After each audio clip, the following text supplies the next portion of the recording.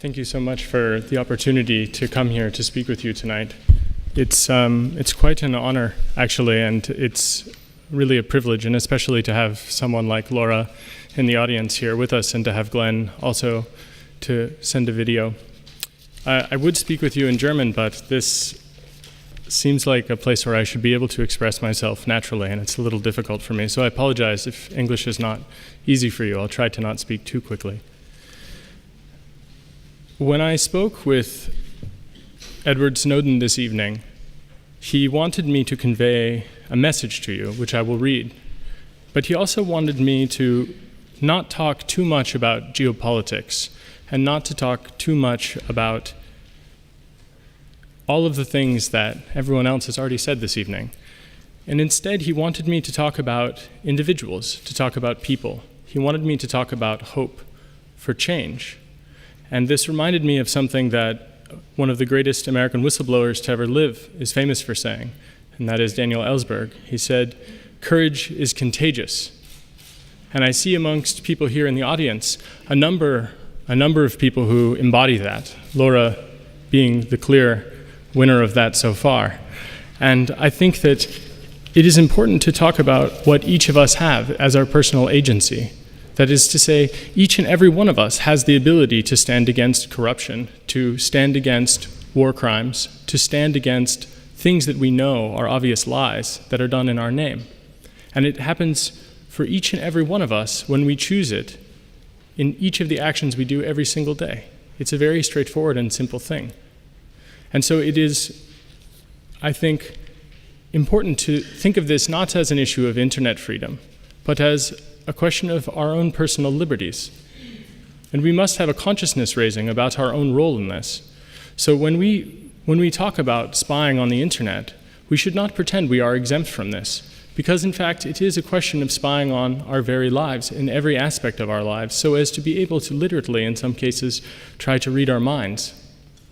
This is something that each and every single one of us, I think, would reject in its core if we were to really, truly have an honest discussion about it. And so it is up to us to have those honest discussions with each other.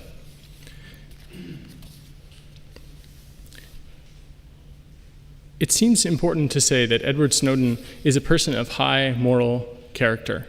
I can't really imagine a person who would be better fitting for this award, not just this year, but almost any year. That isn't to forget about Chelsea Manning. It isn't to say that other people have not done great service for humanity.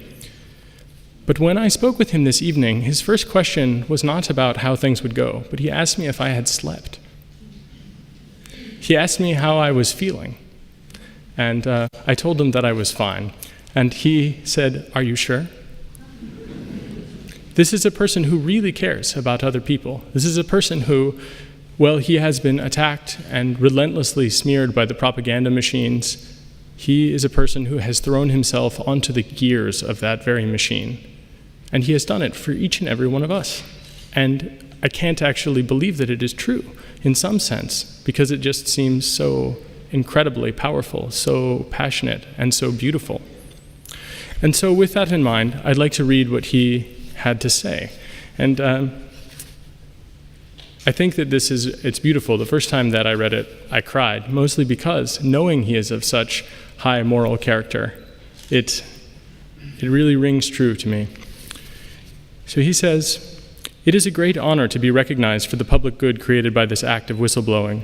However, the greater reward and recognition belongs to the individuals and organizations in countless countries around the world who shattered boundaries of language and geography to stand together in defense of the public right to know and the value of our privacy.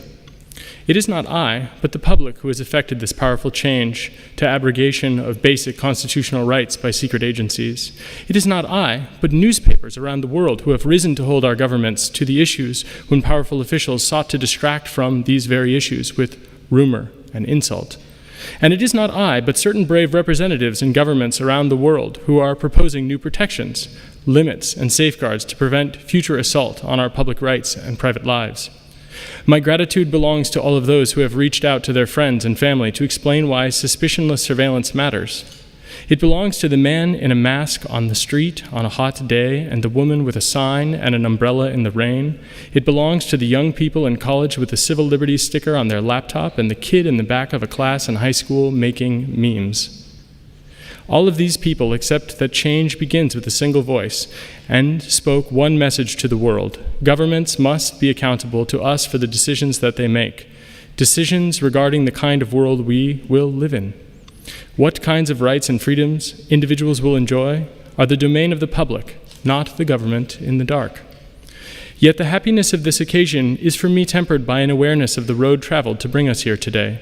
In contemporary America, the combination of weak legal protections for whistleblowers, bad laws that provide no public interest defense, and a doctrine of immunity for officials who have strayed beyond the boundaries of law has perverted the system of incentives that regulate secrecy in government. This results in a situation that associates an unreasonably high price with maintaining the necessary foundation of liberal democracy, our informed citizenry. Speaking truth to power has cost whistleblowers their freedom, family, or country. This situation befits neither America nor the world. It does not require sophistication to understand that policies equating necessary acts of warning with threats to national security inevitably lead to ignorance and insecurity. The society that falls into the deterrent trap known in cultural wisdom as shooting the messenger will quickly find that not only is it without messengers, but it no longer enjoys messages at all. It is right to question the wisdom of such policies and the unintended incentives that result from them. If the penalty providing secret information to a foreign government in bad faith is less than the penalty for providing that information to the public in good faith, are we not incentivizing spies rather than whistleblowers? What does it mean for the public when we apply laws targeting terrorism against those engaged in acts of journalism? Can we enjoy openness in our society if we prioritize intimidation and revenge over fact-finding and investigation? Where do we draw the line between national security and public interest? And how can we have confidence in the balance when the only advocates allowed at the table of review come from the halls of government itself? Questions such as these can only be answered through the kind of vigorous public discussion we are enjoying today. We must never forget the lessons of history regarding the dangers of surveillance gone too far, nor our human power to amend such systems to the public benefit. The road we travel has been difficult, but it leads us to better times. Together we can guarantee both the safety and the rights of the generations that follow. To all of those who have participated in this debate, from the highest official to the smallest citizen, I say thank you. Edward J. Snowden.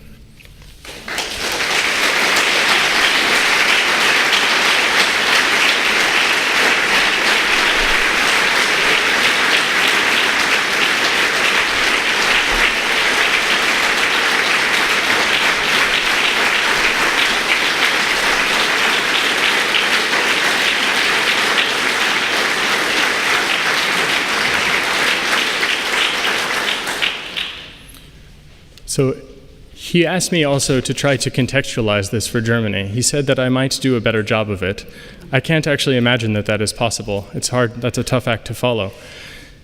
I think, though, that what he meant is something that many of us have felt. It is why Laura lives in Berlin. It is why I now live in Berlin. Germany has a history with these types of issues that is not forgotten, but is in fact carried forth and remembered today. This is something which is so important, because it is not that Edward Snowden or Laura's journalism or my standing here is against the United States.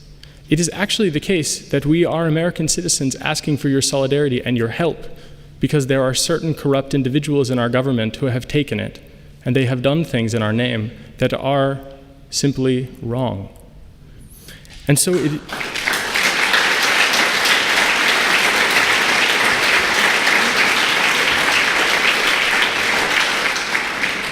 So to the individuals that are here, each and every one of us, what I hope is that it will be possible for each of you to recognize that there are people in the United States who need to learn from the history that each of you has learned, that many of you have lived, and that right now is so sorely lacking in the debate and in the discussion. We must not let history, especially German history of the 20th and the early 21st century, be forgotten. This is something that was learned through very hard times, And it is something that the rest of humanity is not exempt from. And so it is my hope that if each and every single one of you were to adopt an American, or simply to reach out as individuals, this is something that can create change. When it is a German that speaks to the world and says, these things, they scare me the same way that the Stasi-Versetzung scares me. When I see these things and they remind me of secret police action, when I see political crackdowns, when I see journalists being treated as terrorists, it reminds me of darker times. And to show what those darker times are, to talk about the relationship, and to talk about the progression past that, that kind of personal connection is something that allows people to move past their fear, which is controlling them now. And so what I want to leave you with is the same thing that Edward Snowden has left with me, I think, and with all of us, hopefully, which is that courage is contagious. And it is up to all of us now to follow on with what he has started. Thank you.